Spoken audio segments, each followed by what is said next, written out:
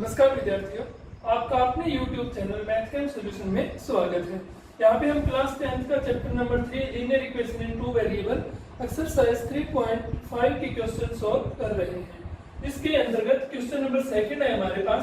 Second का first part हमें दिया गया है कि 2x + 3y = 7 है और a - b × x + a + b × y = 3a + b - 2 है। अगर इन दोनों इक्वेशन का इनफाइनाइट मैनी सॉल्यूशन या अनेक हल है तो हमें a और b की वैल्यू फाइंड आउट करनी है। तो हमें पता है कि अगर इनफाइनाइट मैनी सॉल्यूशन हो तो क्या कंडीशन होती है हमारे पास कि a1/a1 b1/b2 एंड c1/c2 ये तीनों के तीनों इक्वल होते हैं। तो इन तीनों के तीनों को हम इक्वल रख देते हैं। a1 की value 2/a - b, b1 3/b2 a + b और ये 7/3a + b - 2। ये तीनों के तीनों क्या है बेटा? इक्वल है। तो इन तीनों को इक्वल करके हम a और b में इक्वेशन फाइंड आउट करते हैं। पहले इन दो को लेके चलते हैं। इन दो को लेते हैं बेटा 2/a - b = 3/a + b। इनकी क्रॉस मल्टीप्लाई करते हैं। 2 की इनके साथ मल्टीप्लाई की क्या हो गया? 2a + 2b = इसको इधर ले जाओ 3 की इनके साथ मल्टीप्लाई करेंगे 3a - 3b। सारे a और b वाले इधर इकट्ठे कर लें। 2a + 2b - 3a + 3b, क्योंकि 3a इधर आगे माइनस का और 3b इधर आगे प्लस का, इक्वल में क्या बचेगा? 0। 2a - 3a क्या बच गया? माइनस का a। 2b + 3b क्या बच गया? प्लस का 5b। दोनों प्लस के ऐड होंगे 2 and 3 5b इक्वल में 0। This is equation number first. अब इन दोनों को लेके सोल्व करते हैं। ये क्या है बेटा? 3/a + b = 7/3a + b - 2। जरूरी नहीं हम कि दोनों लेके सोल्व करें, हम फर्स्ट और थर्ड भी लेके सोल्व कर सकते हैं। यानी इन तीनों में से कोई दो के दो पेयर बनाकर उनको सोल्व करेंगे और उन वहां से a और b में जो इक्वेशन बनाएंगे उनको सोल्व करके हम a और b की वैल्यू फाइंड आउट करेंगे। तो इनकी क्रॉस मल्टीप्लाई करो।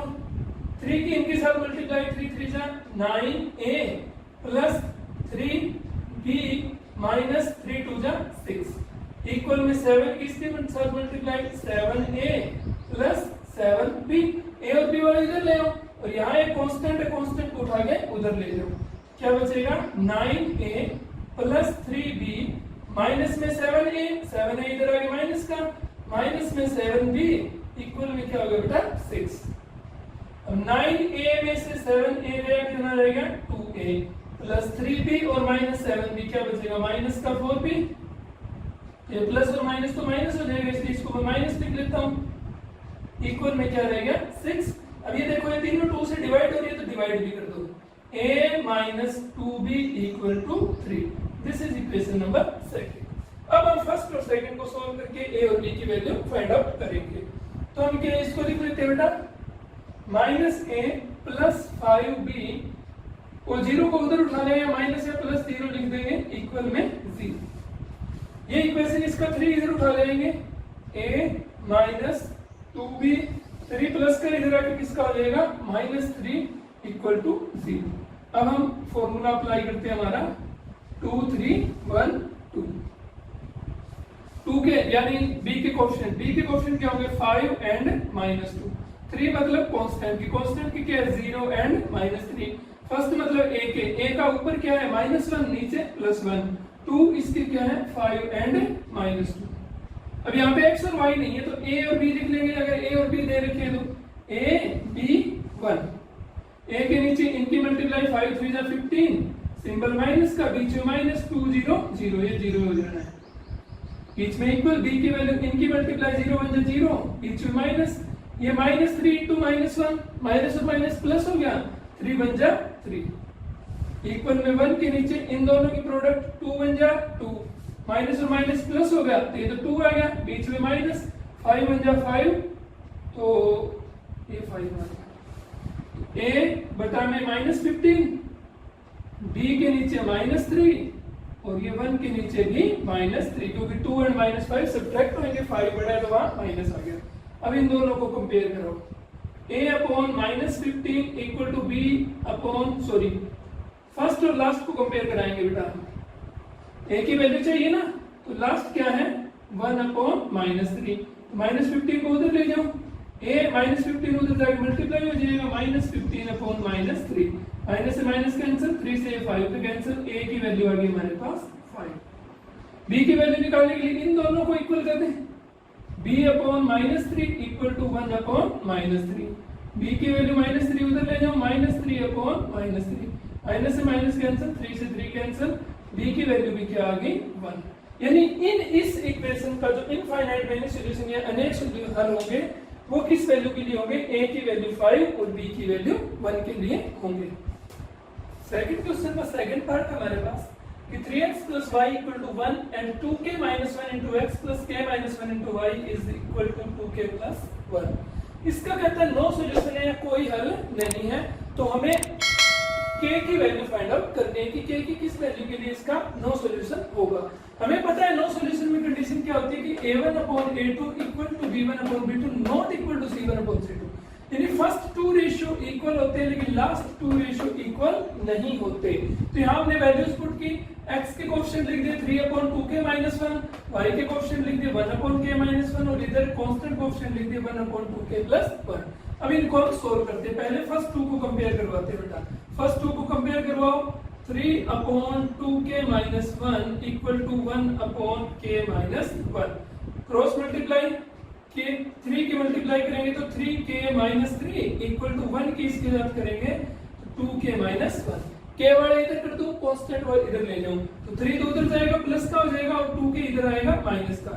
3k पढ़ा ही है, 2k इधर आ गया माइनस 2k, ये माइनस 1 पढ़ा है, 3 उधर जाके प्लस 3, 3k प्लस का 2k माइनस का, सब्ट्रैक्ट करके कितना बचेगा k equal to minus plus 3 कितना बच जाएगा 2। यहाँ से k की वैल्यू हमारी क्या आ गई 2, यानी k क्या हो सकता है 2। अब इसको सोल्व करते हैं, 1 by k minus 1 is not equal to 1 by 2k plus 1। इसके भी क्रॉस मल्टीप्लाई कर देते हैं, यानी आप कोई भी पेयर ले सकते हो, आप फर्स्ट और थर्ड पेयर भी ले सकते थे, हमने फर्स्ट और सेकंड और थर्ड लेके सोल्व कर रहे हैं। तो ये क्या बन गया 1 अपॉन इनकी cross multiply 2k plus 1 equal to k minus 1, ये क्या हो जाएगा k उधर आ जाएगा 1 उधर आ जाएगा, 2k ये नॉट इक्वल है, 2k minus 1 equal to minus 1 plus 1 भी उधर जाके माइनस 2k में से k माइनस होगा k not equal to minus 1 and minus 1 minus 2। k की दो कंडीशन होगी नो सॉल्यूशन के लिए कि आपका k 2 होना चाहिए पर k आपका -2 नहीं होना चाहिए। अगर ये दोनों कंडीशंस आपकी ये k कंडीशन सेटिस्फाई करता है तो आपका जो हल होगा, कोई जो सॉल्यूशन होगा वो इन इक्वेशंस का नो सॉल्यूशन होगा। एक्सरसाइज का क्वेश्चन नंबर 3 दिया गया है हमें कि 8x + 5y = 9 और 3x + 2y = 4 ये इक्वेशन है, इसका हमें सब्स्टिट्यूशन या प्रतिस्थापन विधि तथा क्रॉस मल्टीप्लिकेशन या वज्र गुणा विधि दोनों से हमें इसका हल ज्ञात करना है। तो हम इसका दोनों विधियों से हल ज्ञात कर लेते हैं। तो पहले हमें प्रतिस्थापन विधि या सब्स्टिट्यूशन मेथड हमने पहले भी डिस्कस किया है। उसमें क्या होता था कि एक साइड एक वेरिएबल को रख के बाकी सारे को दूसरी साइड ले जाते थे और उसकी वैल्यू निकाल के उस इक्वेशन में पुट कर देते थे और फिर वहां से जो वेरिएबल की वैल्यू मिलती थी वो इस इक्वेशन में पुट कर देंगे। तो हम क्या करते हैं, यहाँ पे x के कोएफिशिएंट 8 है, y का 9 है, यहाँ x का 3 है, y का 2 है। मैंने आपको बताया था कि जिस इक्वेशन में कोएफिशिएंट छोटा हो वहां से वैल्यू निकालने की कोशिश करो, थोड़ा सा इजी पड़ेगा क्वेश्चन। यहाँ पे कोएफिशिएंट छोटे हैं तो यहाँ से वैल्यू निकाल रहा हूँ मैं। 3x की वैल्यू क्या हो जाएगी 2y उधर जाएगा माइनस हो जाएगा 3x = 4 - 2y। x की वैल्यू क्या हो जाएगी 3 डिवाइड में आएगा 4 - 2y डिवाइड में 3। x की वैल्यू हमें ये मिल गई। अब हम क्या करेंगे, x की वैल्यू को इक्वेशन फर्स्ट में पुट करेंगे जहां पे x है, तो ये 8 इंटू x की जगह क्या आ गया 4 - 2y डिवाइड में 3 और प्लस में 5y = 9। यहां से सोल्व करते हैं बेटा। देखो 3 से 8 कैंसिल नहीं होता, तो हम क्या करेंगे 8 को अंदर मल्टीप्लाई करके फिर एलसीएम ले लेंगे। 8 4 जा 32 माइनस 8 2 जा 16y, y ये साथ में अपॉन में 3 प्लस में 5y = 9।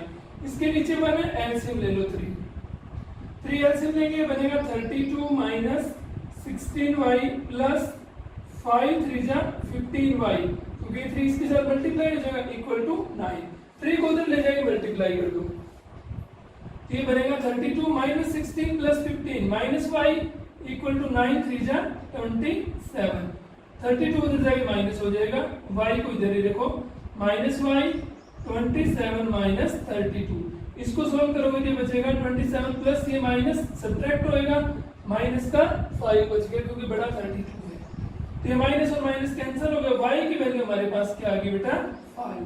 y की वैल्यू इक्वेशन थर्ड में पुट कर देंगे, पुट y इन थर्ड में पुट करो, x क्या बचेगा 4 माइनस 2 इंटू 5 डिवाइड में 3, x equal to 4 minus 10 divide में 3, और x की वैल्यू यहाँ से 4 माइनस 10 माइनस 6 बाई 3, 3 2 जा 6, तो x की वैल्यू हमारे पास आ गई, यानी सब्स्टिट्यूशन मेथड से x की वैल्यू -2 और y की वैल्यू 5 आई है।